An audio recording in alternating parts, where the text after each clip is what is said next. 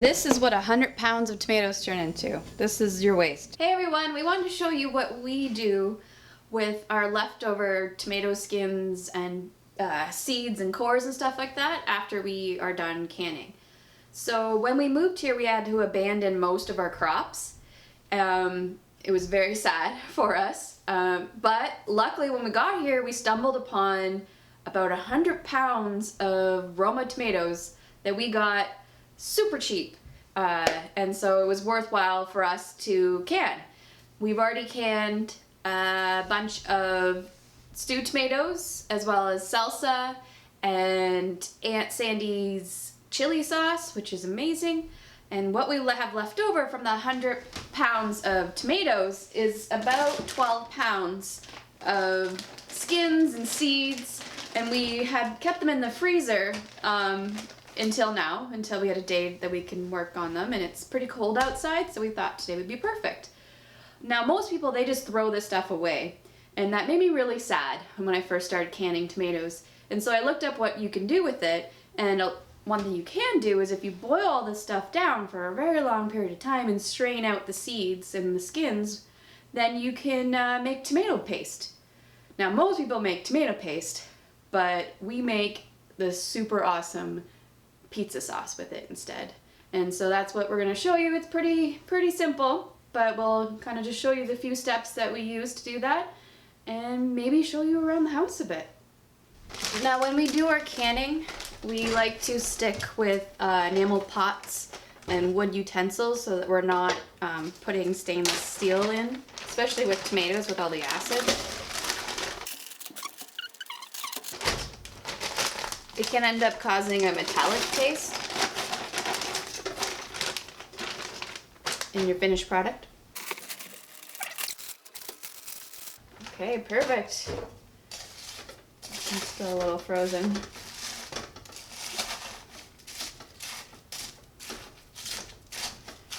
You also need to add a bit of water so that it doesn't burn at the bottom of the pot. You kind of have to read that as it's going. This will be cooking for a very long time. So right now I'm just going to start by adding 4 cups.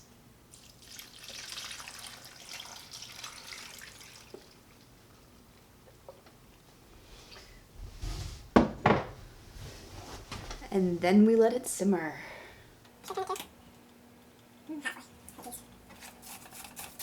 This is going to take a few hours to simmer down.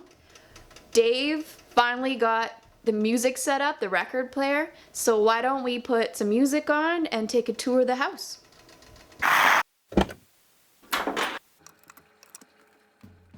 That appears to be simmering down quite nicely. We can start taking you on the tour. Inside Dans Bois, we have a small square footage, less than 800. So there is 3 main rooms. Here's the main room.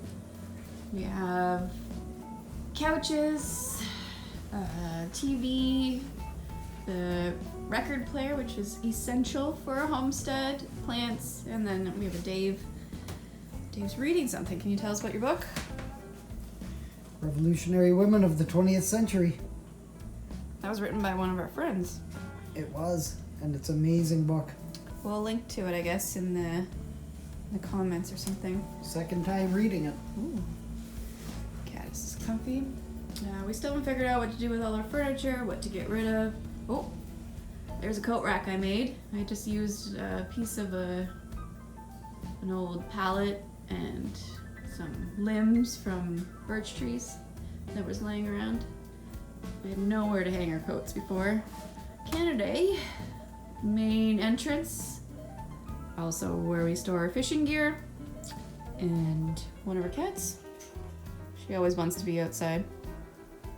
And then we have the bedroom. And my pet Crocs. Oh, right. That's where we store Dave's Crocs. Can't forget those. So there's no flooring yet, so we have to still decide on that. This is the bedroom where our other cat is sleeping. 2 cats, 1 dog, 2 people, less than 800 square feet. It's great. We still have lots of things we haven't unpacked yet. Can't figure out where to put all of our paintings and music stuff and art stuff. So Dave's closet. This is the closet we share. It's quite small. And yeah, I'm gonna take you back out to the kitchen. Looks like Dave's taking up where I left off. You don't want it to burn. No, we don't. So when we first moved here, it was advertised as industrial style kitchen. What that meant is it had a stainless steel sink thing with too small of a sink to do anything with and some boards nailed to the wall. We found these, I want to say like hutch things online for quite cheap, which was great. It's increased our storage space and made it a little bit more like a kitchen, but we're still working on that. Getting new appliances soon so that we can be a lot more energy efficient. Similarly, we replaced the lights with LED lights so that maybe at some point we can be off grid. It's a goal we're working towards. And then we have this table here, which is great for small spaces. It has two sides that fold down, and it basically reduces itself to almost a square foot. Check it out. Awesome. Okay, Dave's gonna Vanna White it for us here. This is the one side. Both sides fold down just as easy. And then it turns out to be about a foot wide. Yeah. You can easily push it out of the way and you can have a kitchen dance party. Yep. Dave loves those. Oh yeah, kitchen parties. Parents are known for kitchen parties. Yeah. Also in the center of the house is the wood stove. Now this is great because you want the heating source in the center of the house to keep the whole thing warm. We do a lot of our cooking on there. We're doing some right now. Dave, did you want to stir the pot? If anyone knows how to stir the pot, it's me. Tell us a little story about the wood stove, Dave. Well, when we looked at this place, it was the summertime. And when we walked in, I looked at this thing. And it was like, yeah, that's quite the stove for this place. This thing would probably do 1,500 to 2,000 square feet. This is massive. Absolutely massive. So some of the neighbors came up and, you know, they mentioned that they had come up to visit the fellow that lived here in the wintertime on numerous occasions. He'd have every window and every door in the house opened up, cooking his spaghetti sauce on top of this because it gets so bloody hot. And over the last couple months using it, I think that it's fair to say that they were not lying about that. I mean, that's pretty crazy. So we might replace this next year with something a little bit smaller. We're gonna give it a winter, see what it's like. I don't think we're gonna see the stretches of -30 and -40 that we saw in Manitoba, but we'll have to see. Great, thanks. Also on the stove is our eco fans. I'm not too sure if they're just a Canada thing or if they're everywhere, but made in Canada. They just use the power of the heat to run the motor, and then it pushes the heat around the house, which is great. We have a smaller one here and a larger one at the back. It hasn't worked so well for us. Yeah, this one, oh, it just tried to. I know most people think it's because it's up on the back there that it's not working, but Yeah, so we might need to replace the motor on that one. sometimes Sure. if you tell it to go, You're cheating, Dave. And this is one of our other appliances, our dryer. We actually just ordered a high efficiency washer/dryer, which is great for space saving as well as lower energy. And so I don't forget the wet clothes in the washing machine, which I tend to do. We just added doors over here. This was a big open space. This is our washroom/laundry room. So these doors hide the current laundry machine, a small chest freezer, and this is also where our cat dungeon is. They have a little door to it. The hot water heater, also in the center of the house, great for heat retention. And the panel box with all of our breakers in it. This is set up with lots of room for more, and it's gonna be great for when we want to convert this to solar in the end, if and when we're able to do that. And then the bathroom, it's not really that functional right now. We're still looking for a new sink. This one's not functional. And then the toilet over there. I know Dave would like you to think that he only uses the outhouse, but we have a nice, snazzy, warm bathroom with a toilet, a shower, and then there was an alcove over here which we added doors on it to make it more of a closet because we have lots of stuff. We haven't figured out where to put it yet. We added these shelves so we can fit Rubbermaids on it. Very, very handy instead of having a pile of stuff like in the bedroom.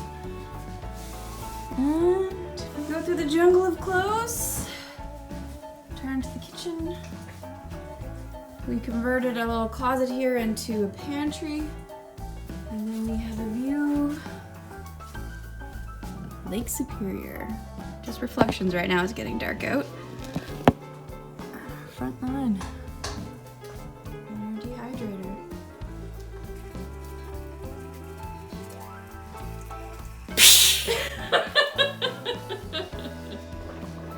It looks to be coming along pretty well. The liquid is boiling off, so it's time to add a few more cups. I have 4 more cups of water here. And once this gets back up to temperature and starts boiling off, that's when the real work starts. We've reached the point where we can start pushing it through the sieve to separate the skins from the good stuff. So I just throw a bunch of skins onto the sieve on top of a bowl. Have another bowl for the skins that are left over. Then you just kind of push it through the sieve.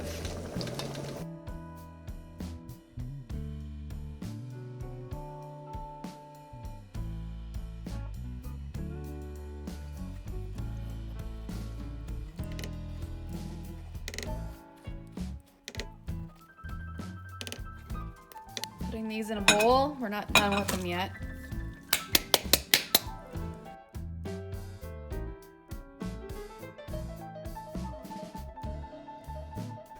Remember how I said I wasn't done with the skins yet? It's a 2-step process. You have to do the same thing again with these skins that we just passed through the sieve.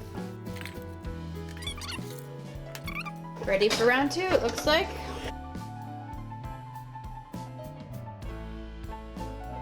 And this is what 100 pounds of tomatoes turn into. This is your waste. It's about 3 pounds, but that's more than it would probably weigh because we also added water to it.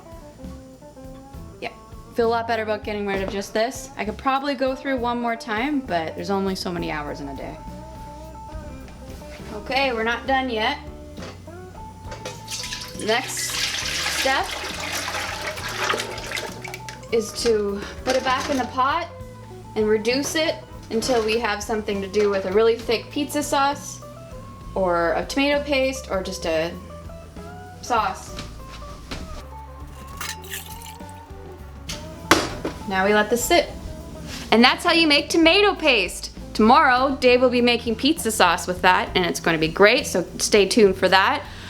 In the meantime, why don't you check out Simple Living Alaska. It's a new channel, it's brand new, they have about 50 subscribers, but we've been binge watching it. It is so great, and I'm sure you'll like it too. So until next time, it's Amanda from Dans Bois.